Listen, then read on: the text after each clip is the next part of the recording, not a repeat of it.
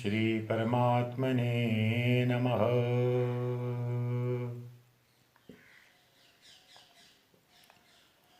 Sarva Vedanta Siddhanta Gocharam Tamagocharam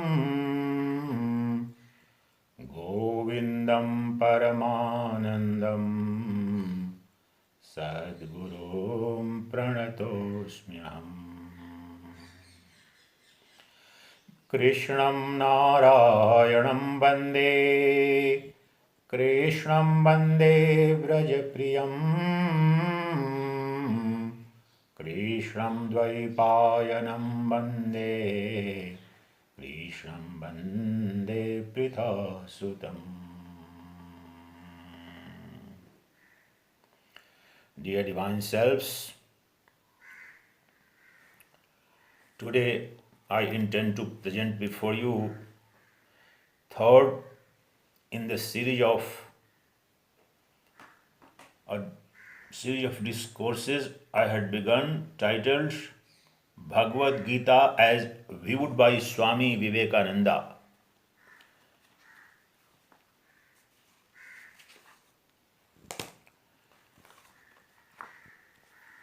Bhagavad Gita as viewed by Swami Vivekananda. I have already done 2 video discourses on this. Today I am going to present before you the third discourse in this series, and that starts from Swami Vivekananda has given commentaries during his entire course of lectures on some selected verses of Bhagavad Gita. So therefore that is not the consistent and regular systematic commentary of the Bhagavad Gita, but wherever and whatever commentaries selected from these complete works of Swami Vivekananda, they are very powerful, brilliant. The genius, the Vedantic genius of Swami Vivekananda is revealed even in some of the select verses upon which Swami Vivekananda's comments are available. So let's drink the nectar of Bhagavad Gita through the lips and tongue and eyes of Swami Vivekananda, as viewed by Swami Vivekananda and as spoken by Swami Vivekananda. So let's begin with Bhagavad Gita chapter 2, that is Sankhya Yoga, verse 18. And the verse goes like this: Antavantai me deha nityas yoktah sharirina anashino prameyasya tasmat yudhyasva bharata. These bodies of the eternal embodied one, which is indestructible and indeterminable, have an end. It is said, therefore, fight, O Arjuna, fight. These bodies are perishable. In any case, even if you don't fight, you are not going to live for thousands of years in this body. Therefore, perform your prescribed duty of a Kshatriya, fight it out. It doesn't matter even if you fall on the battleground while fighting for the protection of the righteousness, in the defense of the truth. This body in any case is going to die. Therefore, Why do you shirk from your most sacred obligation as a Kshatriya, and you are running away from that sacred obligation of fighting and defending the truth, defending the dharma, defending the righteousness? Oh Arjuna, fight it out, knowing that in any case this body is perishable. So let's see how Swami Vivekananda sees this verse. What are his views on this verse? And I quote, as in this life a man begins with childhood and passes through youth and old age, so at death he merely passes into another kind of body. Why should a wise man be sorry?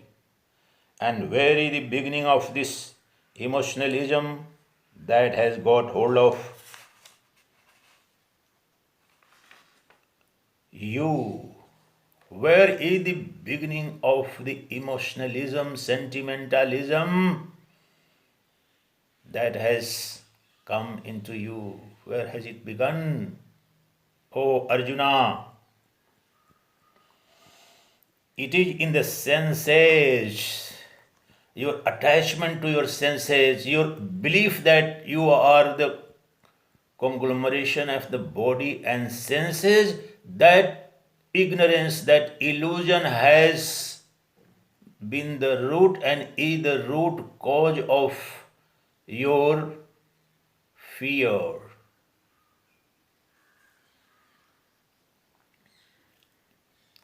It is in the senses. It is the touch of the senses that brings all this quality of existence, heat and cold, pleasure and pain. They come and go. Man is miserable this moment, happy the next. As such, he cannot experience the nature of the soul. Existence can never be non-existence, neither can non-existence ever become existence. Know therefore that which pervades all this universe is without beginning or end. It is unchangeable, immutable, eternal. There is nothing in the universe that can change the changeless, the eternal, immutable self, the Brahman, the soul. Though this body has its beginning and end, the dweller in the body is infinite and without end. The dweller in the body is eternal, immutable self, the Atman. The Atman is ever beyond death and birth, and the body is in any case bound to die. But the indweller of the body is never going to die. That is immortal, eternal, immutable reality. The Atman is eternal, immutable, indestructible. Know for sure this, O Arjuna.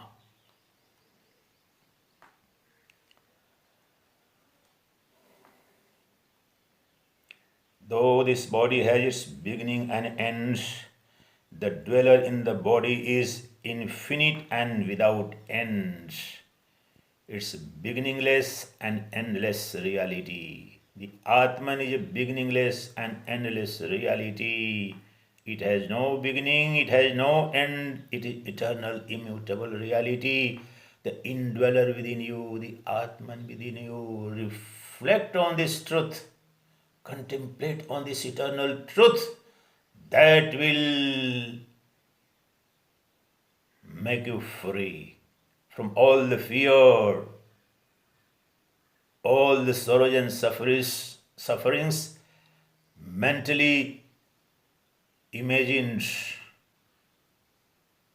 due to the afflictions or sufferings or death of the body. Knowing this, stand up and fight. Knowing this immortal knowledge, O Arjuna, stand up and fight. Not one step back. That is the idea. Fight it out, whatever comes. Let the stars move from the sphere.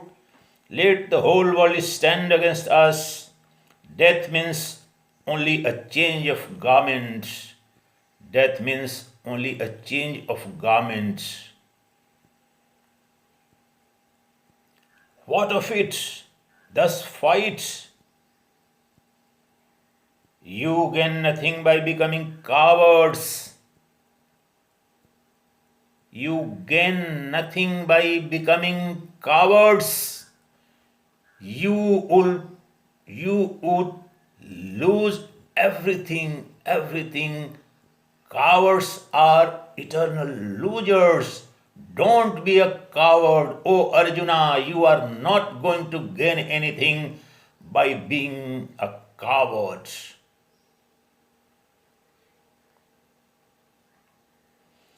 Taking up a step backwards, you don't avoid any misfortune. You have tried and you have cried to all the gods in the world. Has misery ceased? The masses in India cry to 60 million gods and still die like dogs. Where are these gods? The gods come to help you when you have succeeded. So what is the use in the die game?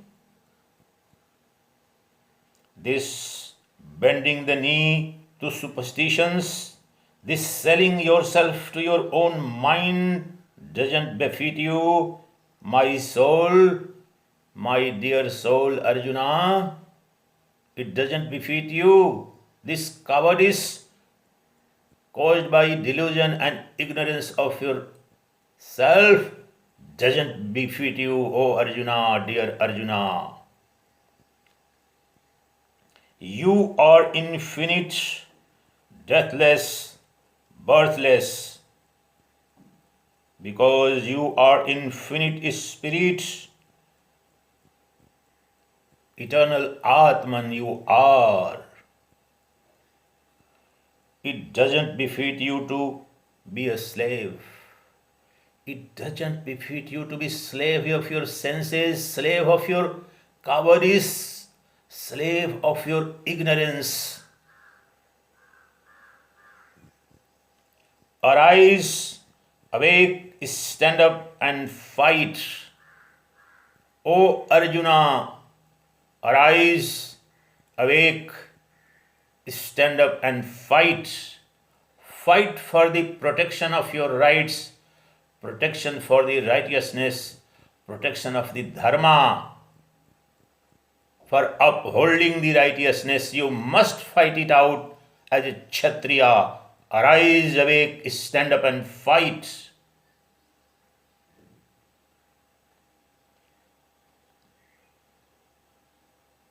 Die if you must.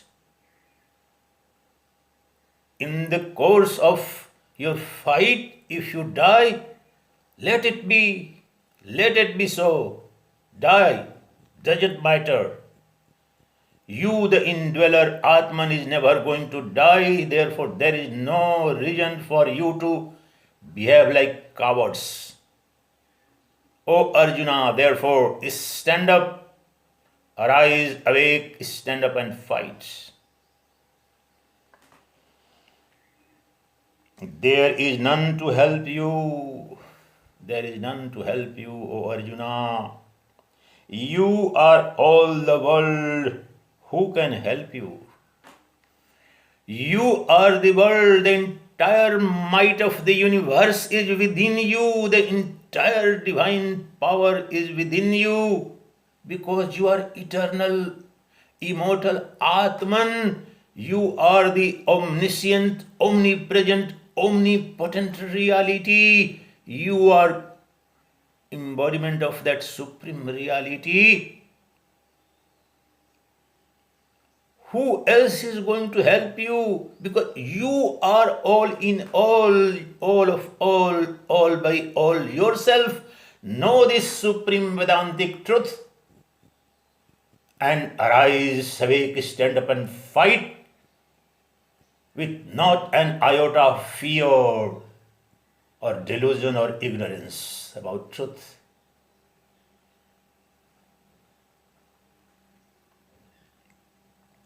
Next verse.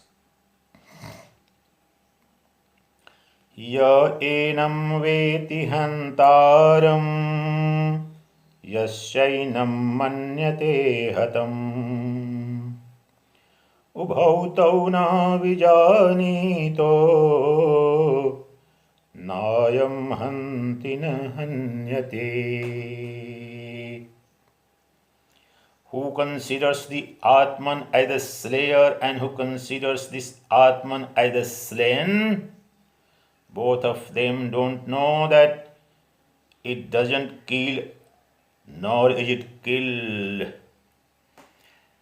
Atman in reality is never killed nor it ever kills anyone else, because the Atman in its pure nature is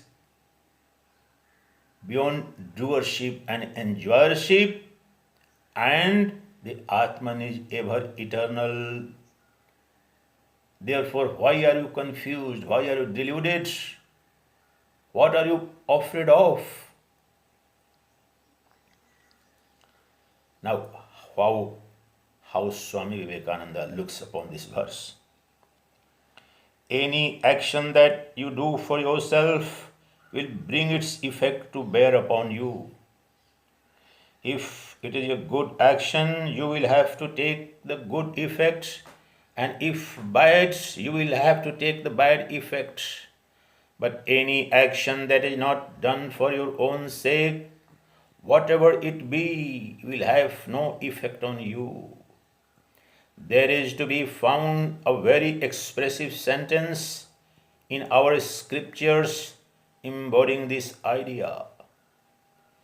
Even if he kills the whole universe, see here Swami Vivekananda, before I continue with that, he is quoting and explaining a very, very radical and revolutionary verse of Bhagavad Gita. He is going to cite that.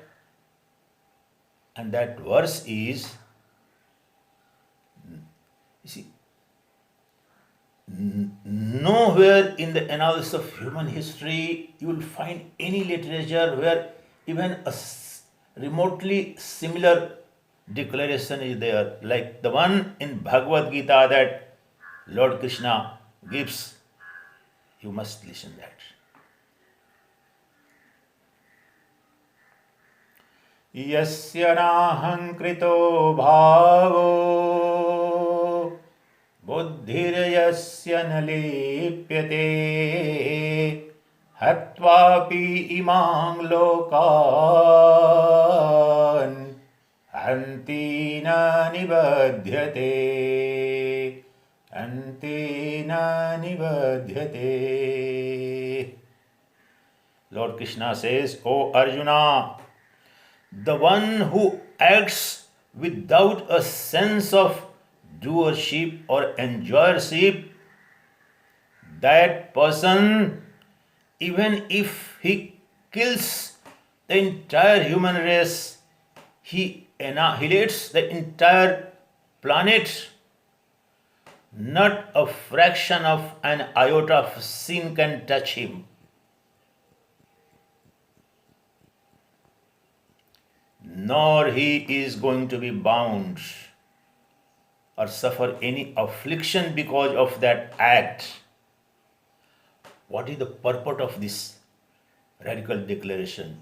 The purport is very simple but most profound, that every single sin or crime or vice arises out of your sense of agency, sense of doership, sense of enjoyership, karta bhav and bhokta bhav. The one who transcends this sense of doership and enjoyership becomes the Brahman, the state of Brahmanhood, the state absolute. He has none else to despise for, hate for, or to feel angry for. He can never do any sin, he can never do anything unrighteous. Every single unrighteous act, every kind of vicious activity, every sin is performed because of your sin of being deluded by the sense of doership and enjoyership.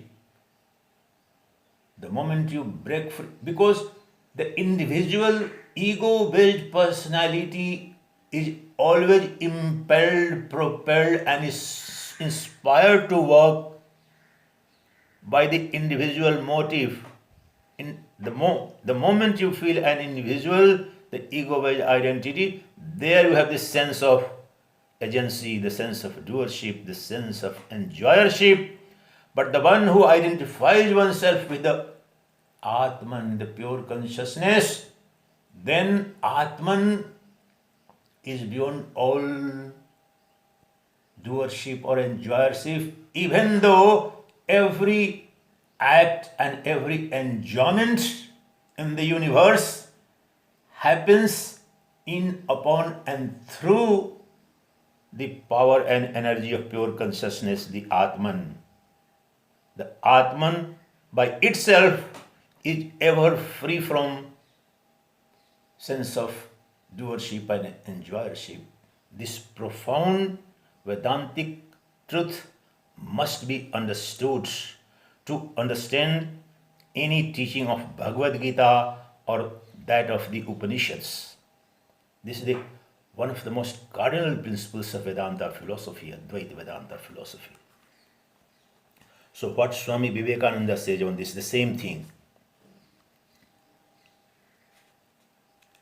There is to be found a very expressive sentence in our scriptures embodying this idea. Even if he kills the whole universe or be killed himself, he is neither the killer nor the killed when he knows that he is not acting for himself at all.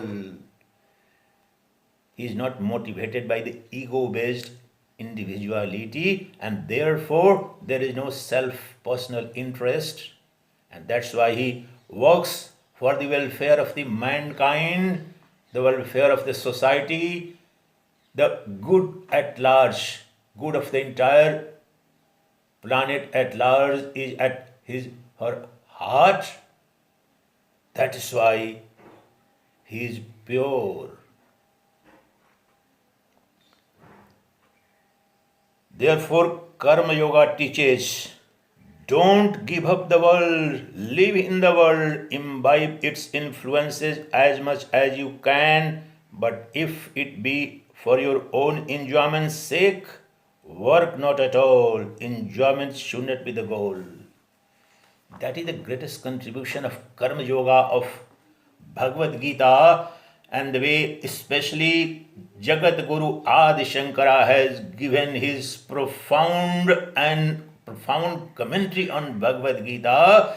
The same is being revealed because all the sins, all the wrong things that happen within you and through your life is because of the fact that you live with the sense of the body.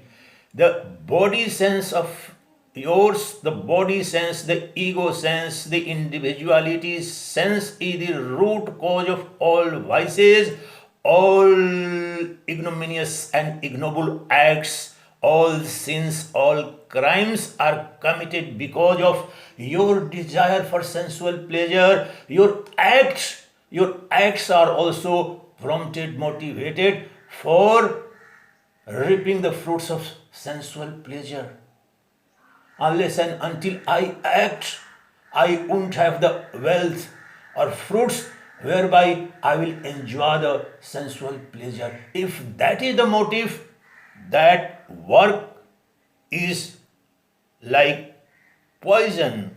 Then that work alone binds you, and you keep running in the endless cycle of birth and death, Bhavasagar. But every act, even as a householder, that is done with the sole purpose of, sole objective of public goods, public welfare, what Bhagavad Gita tells, Yagyartha Karma. Yagyarthat karmano yantra lokoyam karma bandhana tadartham karma kaunteya mukta sangah samachara.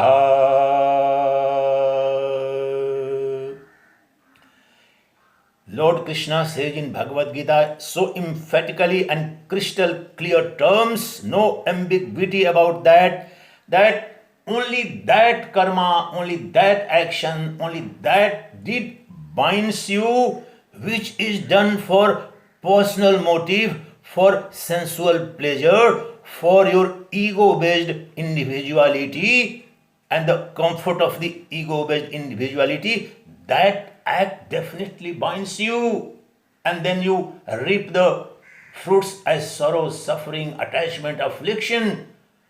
But any work and every work that is done with a spirit of yajna, sacrifice, oblation to the Supreme Lord, oblation to the Paramatman, a yajna, then that act becomes and brings exactly, that act becomes an instrument of liberation, an instrument of moksha, and has exactly opposite effect, that is, it liberates you.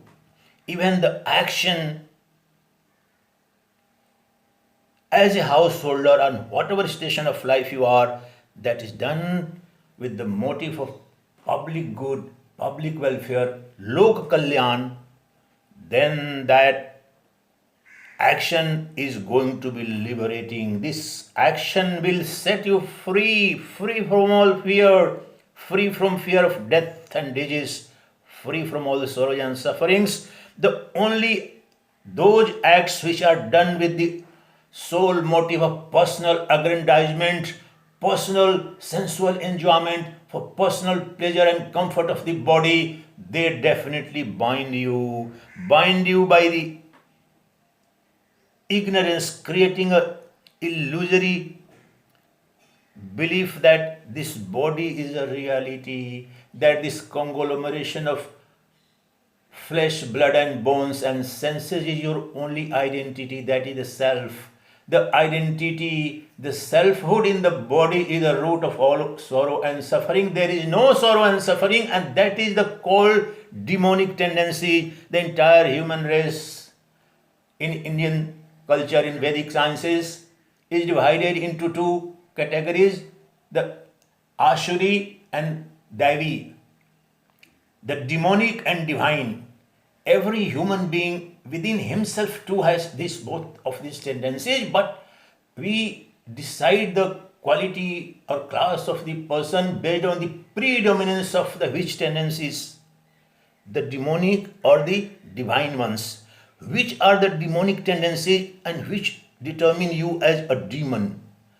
Demons are not like animals. You human beings, mind you, I could be a demon, you could be a demon, and I and you both can become divine because both are here. What makes you demon and what makes you divine? Very simple but most profound thing to understand in Vedanta.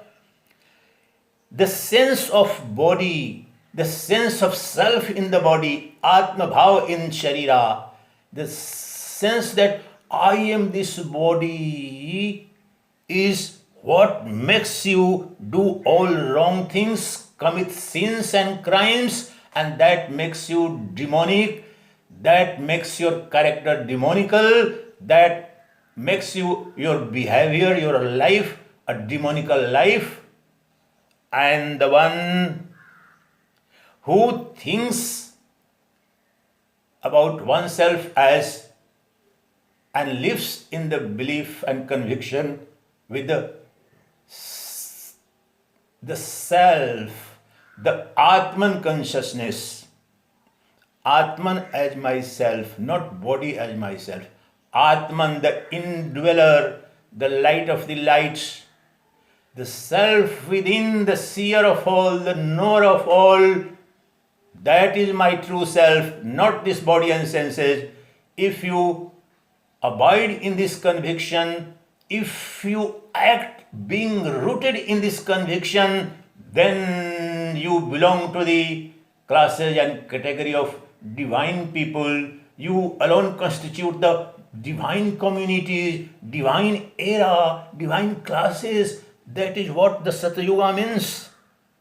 In Satyuga, everyone on this planet was a Brahmin in the true and philosophical and spiritual sense of the term, that everyone was living the life with firm conviction and belief and realization that I am self, I am Atman, I am immortal, eternal self, Atman, that is my truth. That is how it's, and that is why it's called Satyuga. Realizing and abiding in the truth, your every word, thought and action, every behavior of yours, if it's governed, guided in the light of this truth, that I am pure consciousness, I am Atman, that creates the era of Satyuga. Right now, right here, even today, if you find a person, a family, or a caste, or a community, or a country, or a group of people who abide in this sense with this conviction and act, speak, and behave and live with being rooted firmly in this belief that I am Atman, I am the one non-dual, indivisible, pure consciousness, the bliss of consciousness, the light of love I am, I radiate and illumine every atom, every being, every object in the universe. I alone am you and you are in me. I alone manifest as the infinite universes. I am the light of the sun and the moon and the galaxies and the stars. I am rooted in the self. There is none to hate, there is none to despise, there is none to feel jealous about. Therefore, I am all in all, myself, one self as the self of the entire infinite universe. This conviction produces divine culture, Satyuga, the era of truth. And what is supreme truth? Brahma Satyam Jagan Mithya Jivo Brahmaiva Naparaha. Wherever this conviction is, there Satyuga is. Wherever the opposite conviction is, there is Kali Yuga or mix of Kali Yuga, Dwapar and Treta. The degeneration, this chronology of time is a very scientific chronology based on the science of superhuman psychology. When you are rooted in the self-identity, you are living in the Satyuga. You create Satyuga. You have the power to create that Satyuga because you alone, your belief alone has made you. Oh Arjuna, I am trying to give elaborate, in-depth explanation of what Arjuna is being told by Lord Krishna and how Swami Vivekananda is trying to present. Same truth. That's your belief, your delusion, your illusion that you are body and you are grieving for the all artificial relationships, network of relatives. It's based on your illusion of the body identity. Now transcend this identity and realize and abide in the identity of the self, the indweller Atman, the light of pure consciousness that is one eternal, immortal, absolute reality, that is the embodiment of supreme bliss, that you are, no one can tinker it, nothing can tamper with it, no one can manipulate it. You are that supreme indweller, the Atman. Therefore, O Arjuna, realize these truths of your Atman. Break free from this delusion of being the body, and you create Satyuga, you create righteousness. What is Satyuga? Where righteousness alone prevails.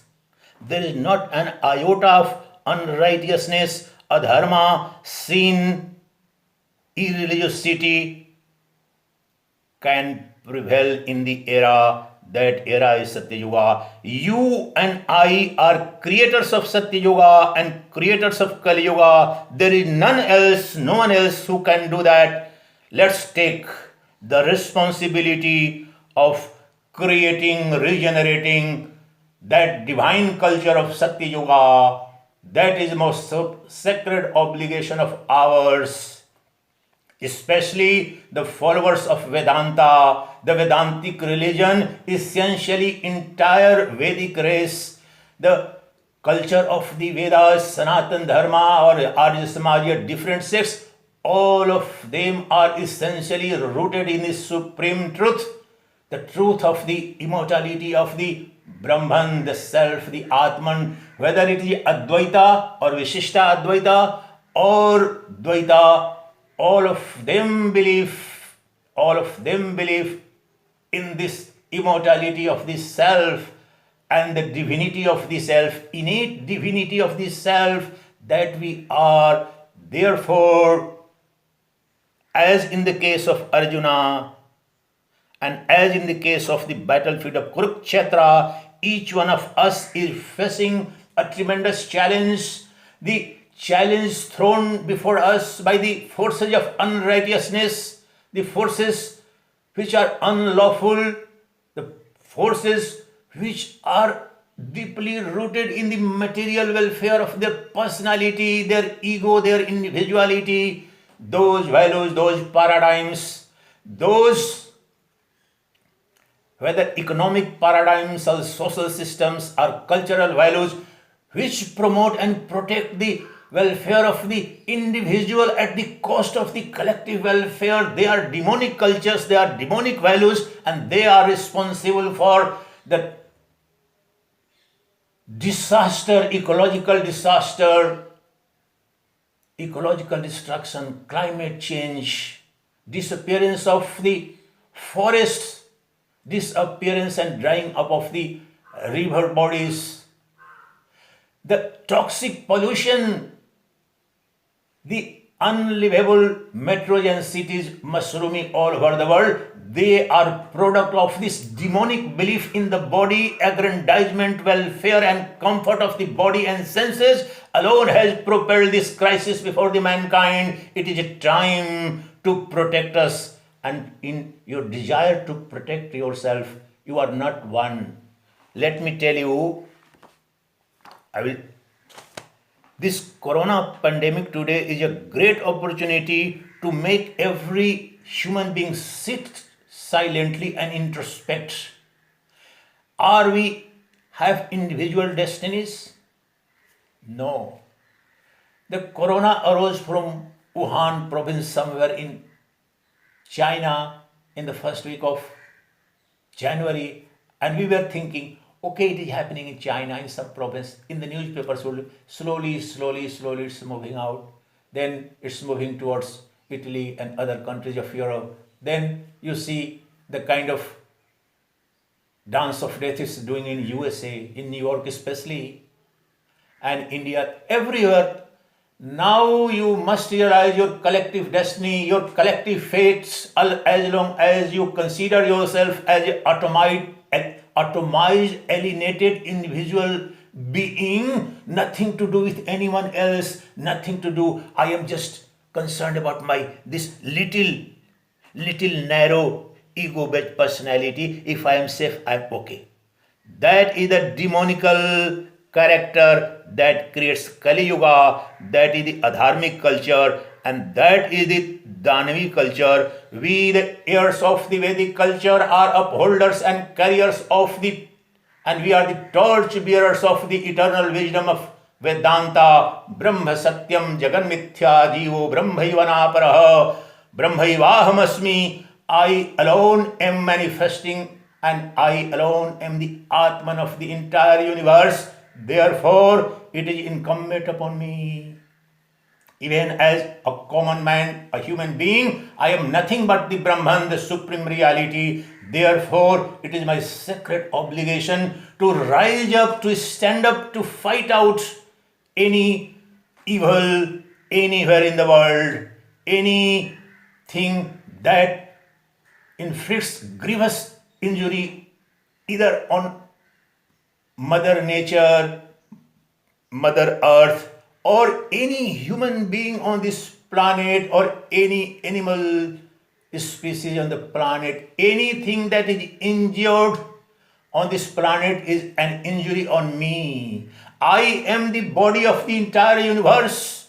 I am the body of every single being. So I have to be extra vigilant. I have to make sure that I perform my dharma wherever and whenever there is injury and violence and perpetration of crime against anyone and anything. I have to hold up my weapon of truth. Fight with the weapon of truth. The greatest battles of the world are fought not with the physical weapons but the weapon of truth. Arjuna became and Pandavas became victorious not because Arjuna was holding Brahmastra and Gandiv Dhari. No, because he became the upholder of the truth and righteousness. Krishna symbolizes the wisdom and light and knowledge imparted by Krishna is embodiment of the path of truth. The path of truth which is concerned about protection and preservation of the path of righteousness. If once the forces of unrighteousness become dominant and prevail over, they think they unleash the laughter of cynicism, laughter of exploitation. That is what is happening.